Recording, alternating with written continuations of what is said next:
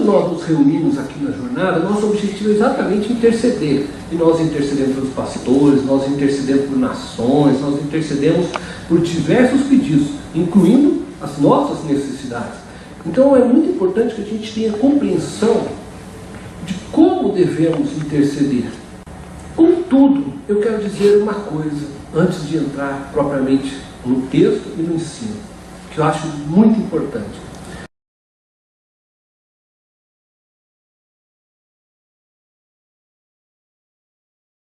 Existe uma ideia por aí, que ela é falsa em nossos dias, que é uma ideia de que Deus escolhe alguns para a intercessão. Então Deus escolheu Martins, a Thelma, o Cornélio. Não, somente aqueles ali têm o superpoder de interceder.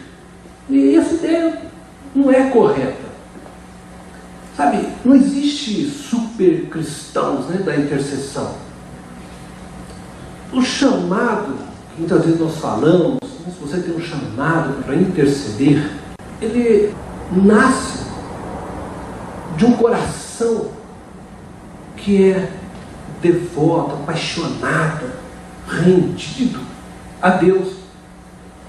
Quanto mais nos relacionamos com Deus, quanto mais desejamos Deus, eu diria que o peso da intercessão ele cresce dentro do nosso coração. A questão não é pessoas que Deus vai escolher, são pessoas que se entregam e que se dedicam a Deus.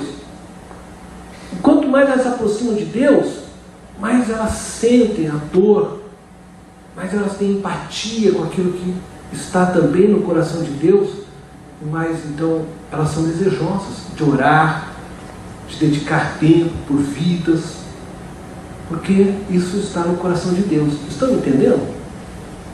Não é que Deus vai lá e pega alguém do nada e diz: a partir de amanhã você é intercessor, vou derramar uma graça sobre a tua vida e você é intercessor agora.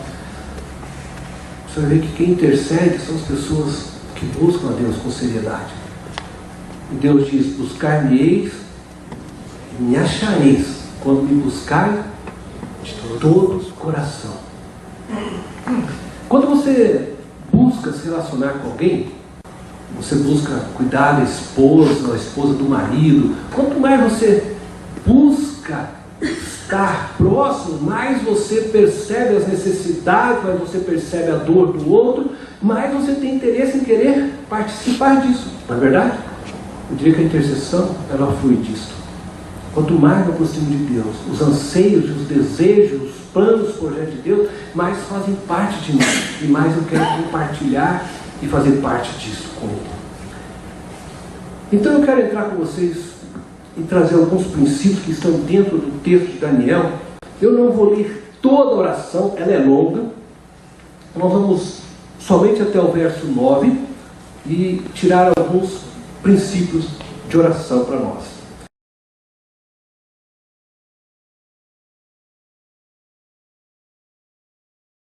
Bom, a primeira coisa que eu gostaria de destacar para vocês, e aí eu quero chamar a atenção de vocês no versículo 1, porque diz assim no início do verso 1 e no início do verso 2: Dario, filho de Xantes, da linhagem dos Medos, foi constituído governante do reino babilônio, no primeiro ano do seu reinado. Destaque isso. No primeiro ano do seu reinado. Talvez você pergunte, mas o que isso tem a ver com a intercessão? Foi a mesma pergunta que eu fiz. Então, o que o senhor quer que eu entenda disso? E eu comecei a entender que tem um princípio aqui muito importante. Deus não coloca dados e detalhes em coisas que não têm importância. Por isso, quando você lê a Bíblia, preste atenção em cada vírgula, em cada informação, porque Deus tem alguma coisa para dizer com isso. E eu queria entender e falei: Deus, qual é o princípio que está aqui? É que todas as vezes que nós desejamos interceder com eficácia, nós precisamos alinhar nossas orações com o momento de Deus na história. Entendeu o que eu disse?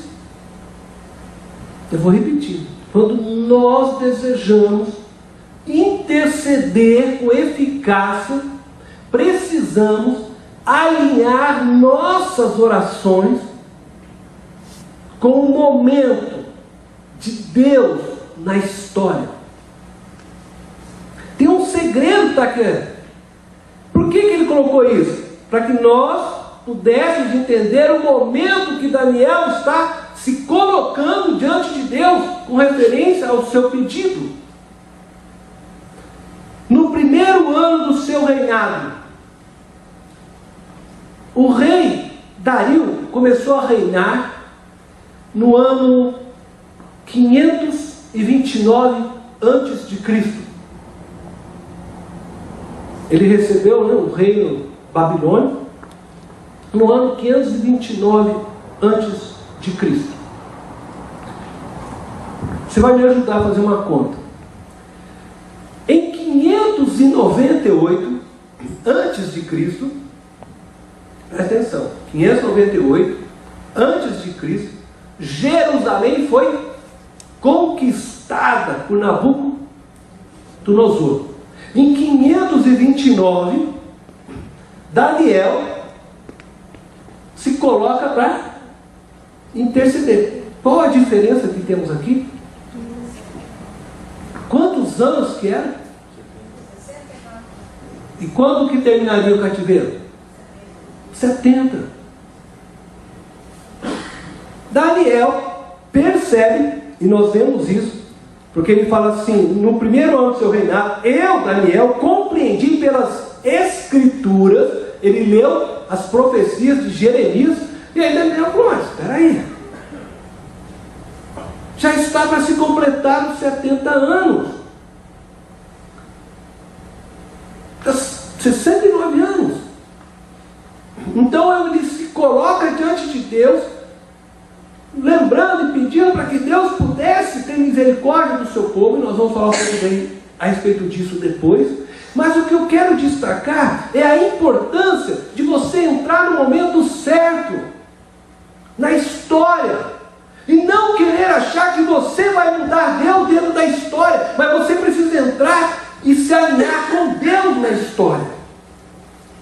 Entende? Você imagina se Daniel fizesse essa bela oração no primeiro ano. Então você fala: Daniel, só tem 40 a 70 anos. Porque Deus já havia determinado que eles ficariam 70 anos no cativeiro. Eles teriam que passar por aquilo como consequência da desobediência, da rebeldia, da dureza de coração que eles tiveram.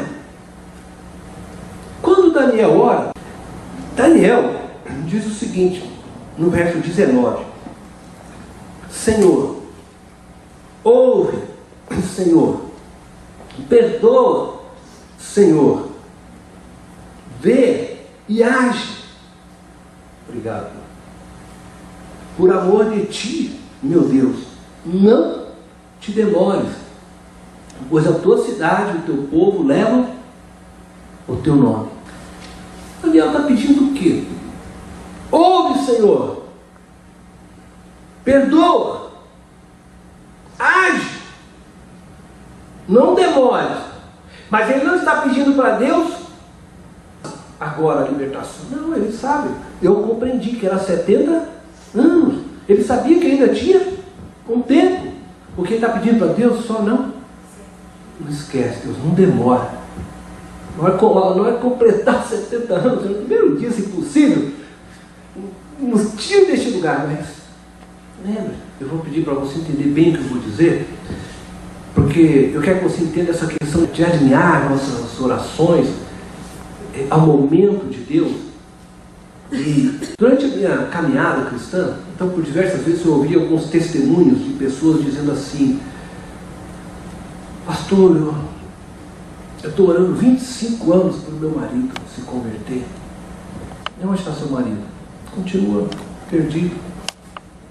Eu estou orando 10 anos, meu filho, por histórias diversas assim.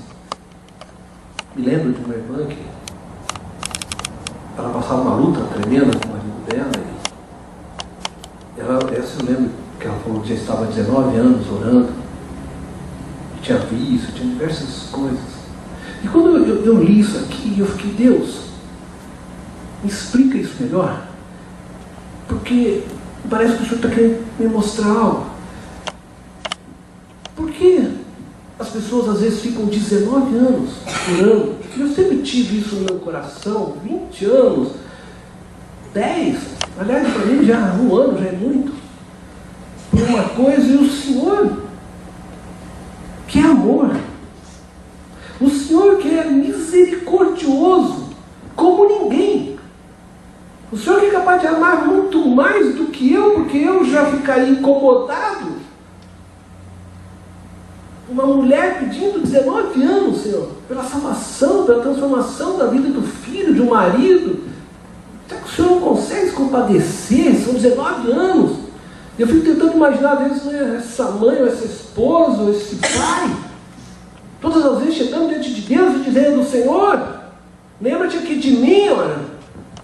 Hoje já completou 19 anos mais um dia. 19 anos e 2 dias, 19 anos e 3 dias, mas daqui a pouco.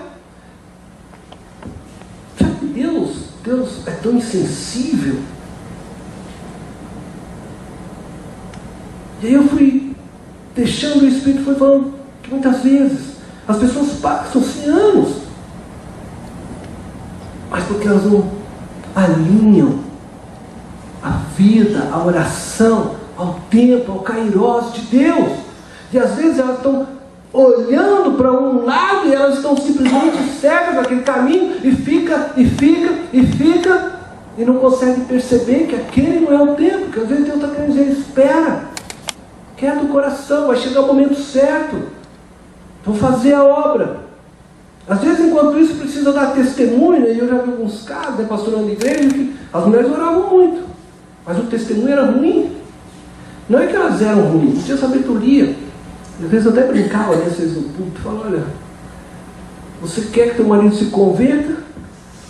Aí você vai lá bem na hora do futebol, que ele gosta, e quer ficar falando de Jesus para ele, vai ficando com raiva de Jesus. Ele quer assistir o jogo. Aquela não é a boa hora, tem um momento certo.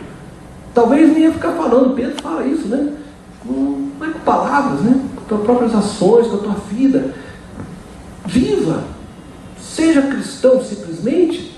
Deixa que o Espírito de Deus vai fazer, e talvez no momento certo o Espírito vai chegar para você e falar, é agora. Aí você vai orar, você vai jejuar, daqui a pouco você, pá, aconteceu. Porque era o momento da ação e o tempo de Deus naquela vida.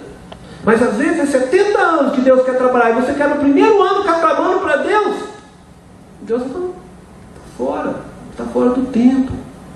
Confie em mim. Agora, como é que nós vamos conseguir perceber isso? Nós precisamos estar muito próximos de Deus. Nós precisamos estar sempre perto de Deus. E eu percebo que as pessoas não conseguem ouvir Deus. Pessoas às vezes estão orando, 20, 30, não conseguem ouvir Deus, porque eles aprenderam a contemplação. Quando você silenciar, ficar na contemplação, você vai perceber que o Espírito vem e ministra a você. E Ele te direciona, Ele te dirige o que fazer. E você vai entendendo os planos de Deus.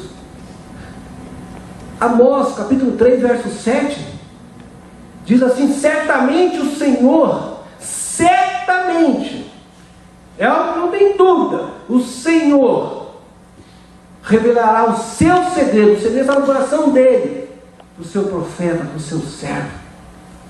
Deus tem prazer de fazer isso. Deus teve prazer de chegar até Abraão, porque Abraão andava com ele, era amigo dele. Deus tem prazer de vir e revelar seus planos, mas a gente só está perto dele. A intimidade do Senhor é para aqueles que o buscam, para aqueles que o temem.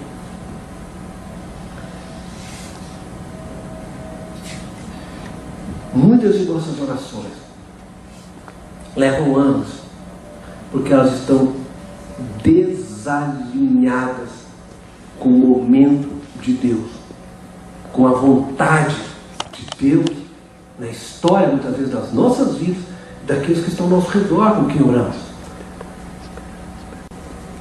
Nós precisamos colocar nossos corações alinhados ao coração de Deus. A intercessão eficaz, ela leva em consideração o momento histórico em que se vive. Por isso, começa dizendo: no primeiro ano do reino, eu compreendi as Escrituras, entendi que 70 anos estavam para se completar, eu orei ao Senhor. E quando a minha oração está alinhada com a vontade de Deus, quando eu intercedo a partir da direção de Deus, a resposta é imediata. A resposta é imediata. Porque quando o Espírito Santo me conduz na oração, é diferente. Porque Ele me leva nos caminhos de Deus. Agora, quando eu estou orando e tentando alinhar Deus aos meus projetos, aos meus planos, eu fico quebrando a cabeça. Os caminhos de Deus não são os meus caminhos. Os pensamentos de Deus não são os meus pensamentos. Nós precisamos nos alinhar com Deus. Agora, como ele orou? Me chama a atenção o verso 3. Ele entendeu. E o que acontece? Ele diz: por isso me voltei para o Senhor Deus, com orações e súplicas, em jejum, em pano de saco e coberto de cinzas.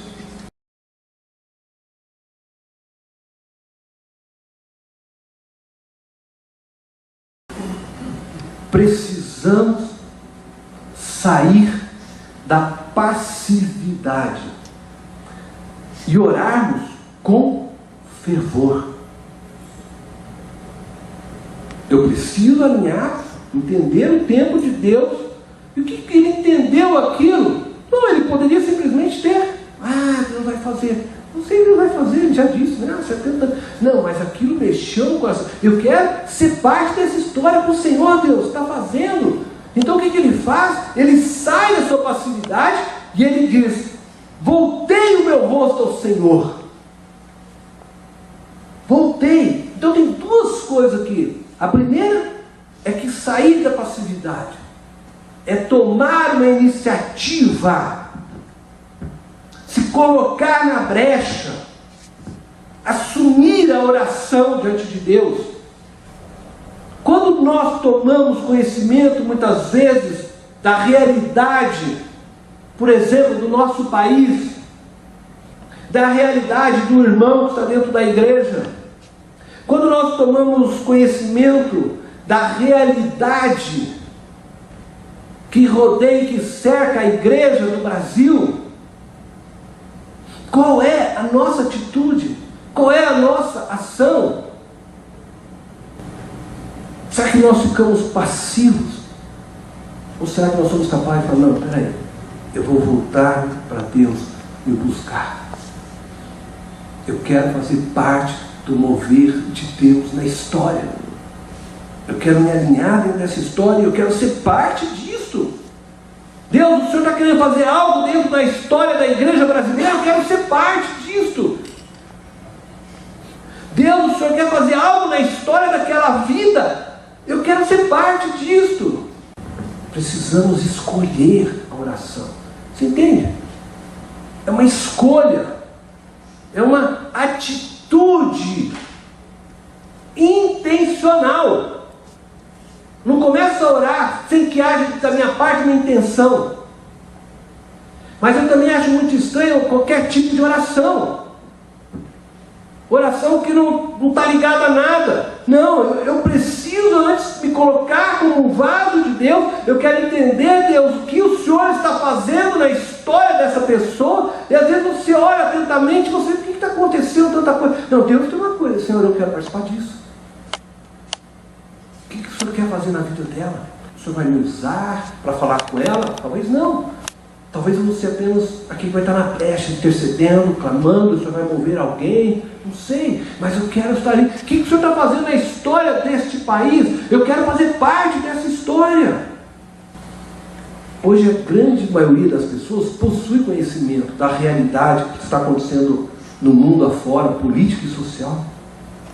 Mas como elas fazem parte dessa realidade? Quais são as escolhas? Quantos dobram o joelho e clamam pelo Brasil? Choram pelo Brasil? Nós vivemos num mundo onde as notícias chegam rapidamente. Basta abrir aí o teu smartphone e você tem as notícias todas. Mas como é que você se encaixa dentro disso? Qual é a sua ação diante disso? Na grande maioria, nós somos acomodados. Pode ser que sejamos acomodados porque nós não entendemos na realidade o impacto de uma oração. Então a gente acaba achando que orar é como se eu não estivesse fazendo nada e você não tem noção sequer disso. Porque às vezes através de uma oração, mas é uma coisa, de uma oração, você pode estar fazendo mais do que pessoas que estão levantando tijolos lá. Porque pode ser que coisas aconteçam porque você orou. E Deus ouviu a tua oração e falou, não, peraí. Você orou e eu vou levantar 10 mil pessoas lá. E sabe que oração é algo extraordinário? Porque assim, você ora, a partir do momento que você se coloca, e aí Deus percebe, puxa, essa pessoa tem um coração desejoso, verdadeiro, Ele gera em você aquilo que Ele quer que você ore. E você sente um peso. Eu sei que muitos de vocês já devem ter sentido isso. Quantos de vocês talvez já não acordou numa madrugada, ou de repente numa tarde, ou está trabalhando, e de repente você sente um peso por algo ou por alguém? Ah, nossa, que estranho, então é melhorar. O Espírito de Deus muitas vezes ele coloca um peso na gente, você não precisa saber o porquê, às vezes ele vai falar, Senhor, tem algo que precisa sobre aquela pessoa. Eu quero orar porque meu coração está sentindo isso. Vocês já ouviram falar em fumantes passivos? Um fumante passivo é aquela pessoa que não fuma, mas por inalar, né, muita nicotina, fumaça, né, de quem fuma, ela é chamada de fumante passivo. Pois é, eu quero usar essa ideia de dizer que existe dentro das igrejas muitos cristãos passivos, de espiritualidade passiva. O que é uma espiritualidade passiva? Dentro desse pensamento. Gente, nós vivemos num mundo onde o mal prolifera. A fumaça que o mal causa está espalhada pelo ar de toda a cidade de São Paulo, do Brasil e do mundo. Hoje, pela manhã, ao chegar lá no escritório da igreja, o nosso irmão que trabalha lá, o Samuel, talvez vocês aqui conheçam, foi assaltado lá na porta do escritório. A pessoa chegou, o motoqueiro armado, levou o notebook dele, levou o celular. Com a graça de Deus não fizeram nada com ele. Foi um susto, né? Ele já levou o celular da Meire também. Gente, se eu perguntar, imagino que todos vocês têm notícias trágicas por aí. Porque o mal está aí. As pessoas aí fora, não só na maldade da violência, de roubo, mas o mal que se propaga de ensinos, que são verdadeiras distorções de princípios e valores de Deus, se prolifera pela mídia, entrando através das telas de televisões, entrando através das telas da internet, na casa minha, sua, e que muitas vezes nós nem temos como impedir que aquela fumaça entre. E o que acontece? Que muitos de nós, cristãos, vamos inalando, e a nossa espiritualidade vai se transformando numa espiritualidade dessa forma passiva.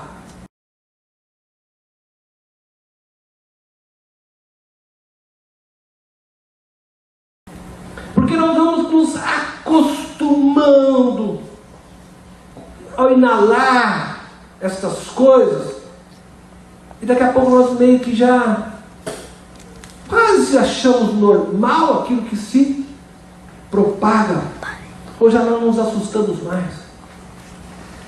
Afinal de contas, já inalamos tanto que já nem percebemos mais o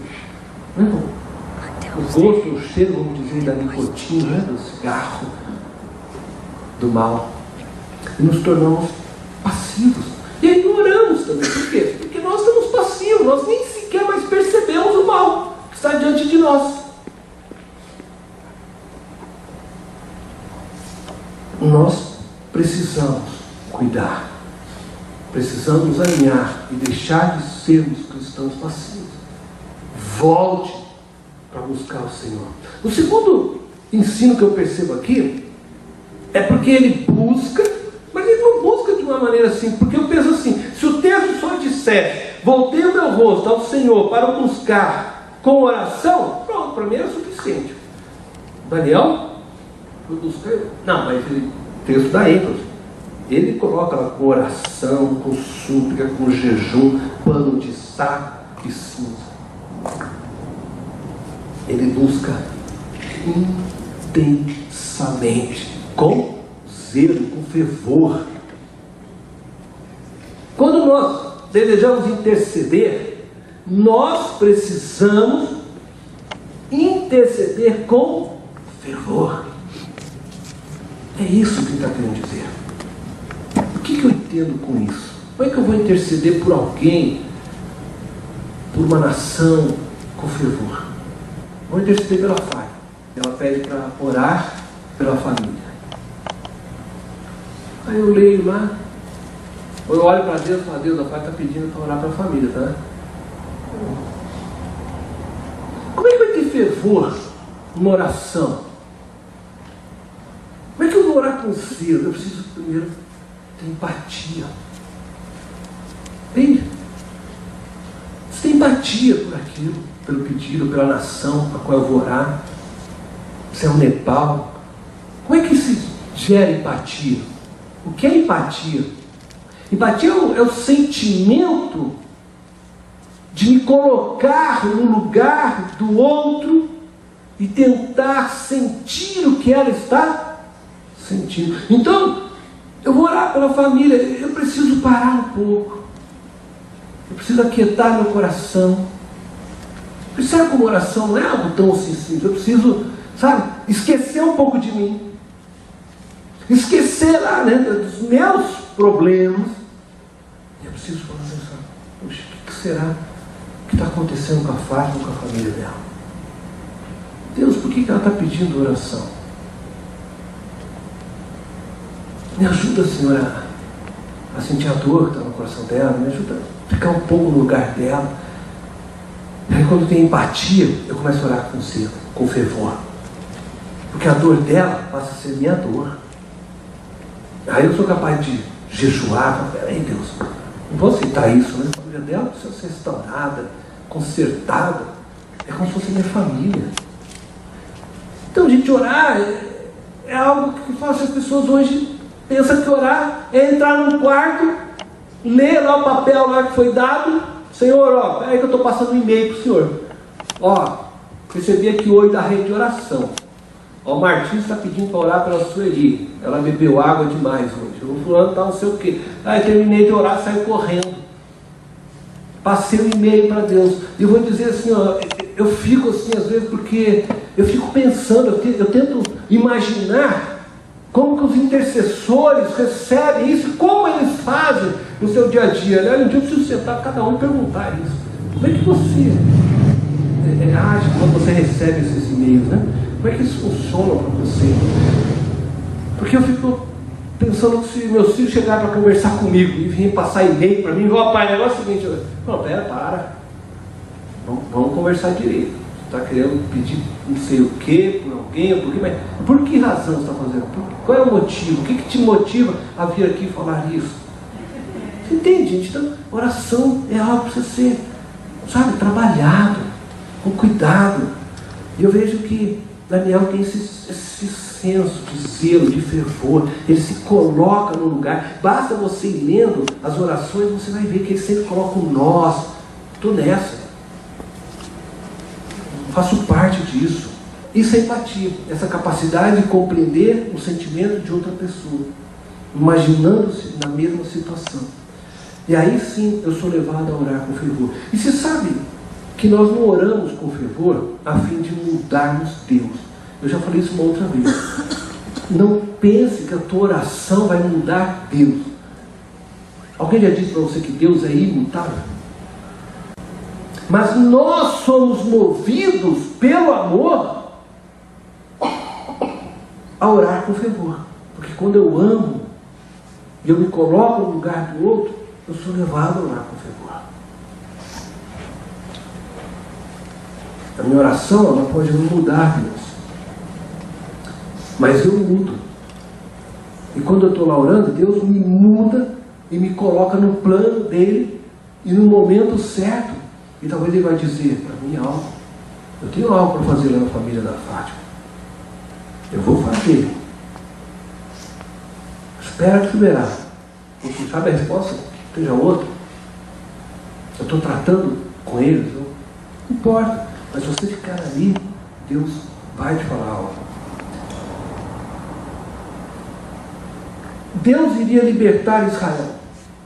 Não foi a oração de Daniel que mudou a história. Vocês estão entendendo? Deus falou, 70 anos eu vou tirar. Só que Daniel, que eu disse, entrou na história. É isso, nós precisamos ter o desejo de sermos participantes da história de Deus, que Ele está construindo. Agora nós não devemos pensar que somos nós que vamos manipular Deus na história. Você vai orando, você vai orando, você vai orando, você vai percebendo que o teu coração vai mudando. E você vai se entrando nessa história. Ele vai revelando para você os planos dele. Ele vai revelando os sonhos dele. E você vai entendendo, compreendendo, vai percebendo que ele está no controle. E você vai descansando, ele vai ministrando a você. Agora, se nós achamos que nós vamos mudar Deus, e cada um está achando que vai mudar Deus, eu vou te falar, Deus está perdido. Porque vai ser difícil para ele. Se Deus fosse atender o ser humano, nós já estaríamos todos mortos. Porque tudo que nós desejamos é soberba, é vaidade. Porque nós nos apegamos às coisas que não deveríamos nos apegar. Agora eu aprendo outra coisa nessa oração de Daniel.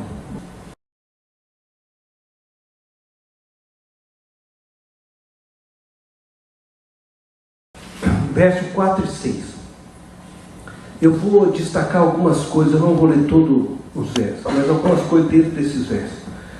Preste atenção. Orei ao Senhor meu Deus, confessei e disse: Senhor. Orei ao Senhor meu Deus, confessei e disse: Senhor, verso 5, temos pecado e cometido iniquidades, procedemos perversamente, fomos rebeldes, apartando-nos dos teus mandamentos e dos teus juízos, e não demos ouvidos aos teus servos, os profetas. O que eu quero dizer é que nós precisamos muito mais do que simplesmente empatia. A empatia é importante na intercessão, como eu disse, mas nós precisamos ir além. Nós precisamos nos identificar com aquele com quem oramos. Eu vou repetir o que é empatia para vocês entenderem. Empatia é uma capacidade de compreender o sentimento de outra pessoa. E eu me imagino a situação dela e vou interceder diante disso. Agora, eu estou dizendo que você precisa ir além. Você precisa também se identificar. Não só imaginar, não só compreender aquele sentimento que pode estar no coração daquela pessoa, mas se colocar no lugar daquela pessoa. Se coloca no lugar, assume os erros dela, assume os pecados dela, assume a dor daquela pessoa. Jesus, quando foi para a cruz, ele assumiu os nossos pecados. Daniel, se você conhece toda a história de Daniel, diz que Daniel era um homem justo, reto. E você sabe que os caras queriam, né, os poderosos, eles queriam pegar Daniel. E eles ficavam seguindo Daniel para ver se Daniel cometia algum erro. Daniel, ele era muito importante no reinado. Imagina como se ele fosse um ministro. E eles ficaram, até que disseram: olha, esse cara é santo demais. Ele não comete um erro, ele não comete uma injustiça, então nós vamos armar uma mentira para poder pegar ele. Aí eles criaram a ideia lá de fazer estátua, todo aquele negócio, porque sabia que ele era fiel a Deus, então isso ele não ia deixar de ser. Ele era santo. Mas você lê agora o texto, e você lê o texto, ele diz assim: temos pecado e cometido iniquidades. Por quê? Porque ele agora se coloca junto com esse povo. Ele poderia fazer, sabe, aquela oração: Senhor, perdoa este povo, é pecador, eles são iníquos. Não, ele diz: temos pecado. Você sabe que, só entre nós aqui, tá? Nosso grande problema é que nós intercedemos pelo nosso vizinho. Nós intercedemos, sabe, para aquela pessoa que você acha que é chata, ou para aquela pessoa que você sabe que é mãe de candomblé, pai de um terreiro, mas nós intercedemos como nós somos perfeitos, santos. E aí nós colocamos diante de Deus, cheio dentro da nossa soberba santa, para interceder. Nós não nos identificamos com as dificuldades, com a luta, com a dor daquela pessoa. Entende? Daniel se coloca junto nesse pecado. Você sabe que às vezes a nossa oração, sem que nós sequer percebamos, ela tem arrogância junto. E nos esquecemos de onde viemos. Porque nós também somos pecadores. E nós precisamos nos lembrar disso. E tratar todas as pessoas com amor. E eu penso que muitas das orações realmente estão carregadas de preconceitos, sentimento de superioridade. Sabe, quando nós oramos por um pecador, deveria cair lágrimas nos nossos olhos. Eu fico imaginando que a verdadeira oração ela deveria nos levar a prantos. George Whitefield, vocês já ouviram falar? Diz que ele orava para Deus, e esse homem diz que orava 8 horas por dia. Eu não vou contar os grandes feitos dele, porque é muito tempo agora, mas uma das frases dele, ele dizia: Senhor, eu quero que os meus ossos doam por causa dos pecadores, porque eu quero clamar por essa vida, eu quero ficar sentindo a dor para poder orar e clamar por eles. Assim deveria ser. Nós tínhamos que nos identificar com o outro na intercessão, assumir o lugar do outro. E aí eu fico olhando e fico pensando que aquela pessoa está naquele lugar perdido, às vezes invocando demônios sem saber. E sabe, eu tinha que estar ali pensando: sou eu estou junto com ele fazendo isso? Eu quero a tua misericórdia, eu quero sair deste lugar, Senhor, eu quero ver a luz. Eu me identificar com aquela pessoa. Eu fico pensando: Deus, aquela pessoa precisa tanto ser abraçada. Eu posso ir até ela e abraçá-la. Agora, se eu fico olhando para ela e eu falo: nossa, ela está nas trevas, eu fico meio assim: Senhor, ajuda ela, está lá nas trevas. Mas que tipo de oração que é essa? Percebe? Não, eu preciso de uma oração que Senhor, eu quero ir. Aí no final você é capaz de falar: envia a mim, Senhor. Nós precisamos nos identificar com isso. Nós precisamos chorar pelas pessoas que estão perdidas, clamar por elas.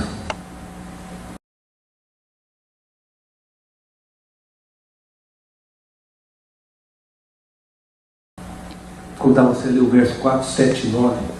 Eu vou ler só uns pedaços. Orei ao Senhor meu Deus, confessei e disse: Ah, Senhor, Deus grande e temível. Grifa, grande e temível, que guarda a aliança e a misericórdia. Deus guarda a aliança e a misericórdia para com os que te amam e guardam os teus mandamentos. Então Deus é grande, Deus é temível, Deus guarda a aliança, Deus é misericordioso. No verso 5 ele diz: a ti, ó Senhor, pertence a justiça. Deus é justo. No verso 6 ele diz: ao Senhor nosso Deus pertence a misericórdia e o perdão. Deus é perdoador. Bom, o que eu quero dizer com isso? Daniel me ensina mais uma coisa na intercessão. Quando eu oro, eu preciso confiar no caráter de Deus. Sabe, as palavras de Daniel referente à pessoa de Deus não são expressões de alguém que está tentando manipular Deus. É mais de alguém que conhece Deus e que confia no caráter dele. E eu vou dizer algo aqui. Muitas orações que eu ouço são expressões de pessoas que desejam manipular Deus. E eu tenho medo que algumas pessoas, não estou dizendo de todas, mas às vezes eu ouço algumas pessoas e elas oram e aí elas dizem assim: está escrito. Pronto. Elas podem até usar isso de maneira correta, mas a grande maioria, elas fazem essa citação com a intenção de quererem aprisionar Deus por meio da palavra dele. Esse está escrito, vem amarrado com um versículo bíblico. Aí quer dizer: não, mas Jesus disse está escrito. Mas veja que Jesus disse está escrito para quem? Para Deus? Pai? Para o diabo. O diabo veio tentar e ele disse: está escrito, não tentarás o Senhor teu Deus.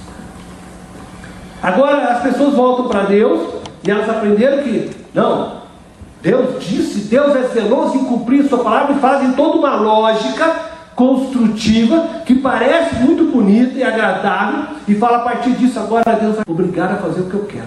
E veja como é que isso é simples e perigoso, porque aí elas usam versos. Eu vou pegar um verso aqui solto, né? Está escrito, Filipenses capítulo 4 verso 19: e o meu Deus, segundo a sua riqueza e glória, há de suprir em Cristo Jesus todas as minhas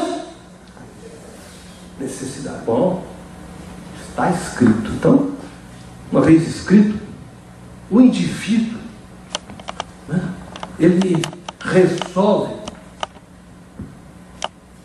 sem consultar até mesmo o próprio Deus, porque nessas horas ele não quer consultar Deus, né? Ele vai lá e ele ouviu na televisão que tem uma oferta muito legal de um carro. Poxa, eu estou doido para trocar meu carro, mas ele já está apertado. Eu estou doido para trocar meu carro. Não, isso é uma oferta. Nossa, não, tem que comprar agora. É promoção. Tem sei lá quantos, 5 mil já de bônus na entrada, não sei o que, E ele vai lá e dá o carro dele, assume um monte de compromisso, parcela, ele já estava aqui com a goela apertada. E aí ele vai, daqui a pouco ele não consegue pagar. Daí ele chega para Deus, intercede e fala: Deus, está escrito que o Senhor, na sua riqueza, na sua glória, há de suprir em Cristo Jesus todas as minhas necessidades. A minha necessidade agora é pagar a conta, Senhor. Essa é a minha necessidade. Supra aí, se vira, o Senhor diz, está escrito. E ele vai falar mais para Deus, ele vai: o Senhor é o quê? Zeloso em cumprir a sua palavra. O Senhor quer que eu dê mau testemunho do Senhor ainda? Porque o Senhor vai se envergonhar se eu disser para o meu irmão lá: olha, Deus disse que ia suprir, mas eu estou devendo. Percebe como pessoas intercedem muitas vezes de uma forma errada? Entendeu, queridos? Nós precisamos confiar no caráter de Deus. Deus é justo, Deus é misericordioso, Deus é perdoador, mas não queira manipular Deus. Nós não temos o direito e não temos capacidade sequer para manipular Deus. Quando intercedemos, eu não posso querer usar a Bíblia até mesmo para com isso querer pressionar Deus a fazer algo. Eu posso estar até orando por um motivo que é bom, eu posso estar orando por um missionário, mas eu não tenho o direito de dizer para Deus: Senhor, está escrito que o Senhor é o nosso bom pastor e que nada faltaria. O missionário está dizendo que não tem geladeira, Senhor, que vergonha. E às vezes nem sei a causa porque ele não tem a geladeira direito, né? E às vezes Deus está falando: eu preciso deixar esse geladeira por um tempo, eu quero provar, quero ver se ele consegue comer a carne, sol. Gente, intercessão não é lei para pressionar Deus, mas é de participar da história com Deus, é de alinhar o coração com Deus. Confie no caráter de Deus, confie em Deus. Estou passando por dificuldade, o missionário está passando por dificuldade, você vai interceder, mas eu sei que o Senhor é perdoador, eu sei que o Senhor é misericordioso, eu sei que o Senhor é justo. Eu estou trazendo diante do Senhor essa dor, esse problema. Eu confio no Senhor. Nunca pense em ser Deus, porque só o louco vai querer manipular Deus, porque ele vai se achar maior que Deus. Ele vai querer fazer Deus o seu servo. Lúcifer caiu porque ele quis roubar a glória de Deus. Precisamos ter fé, confiar em Deus, confiar no seu caráter, simplesmente.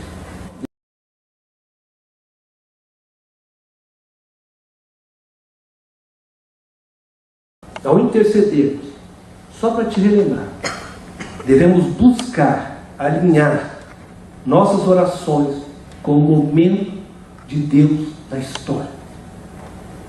Primeiro princípio. Segundo, precisamos sair da passividade. Quando eu vou orar, eu preciso ser intencional.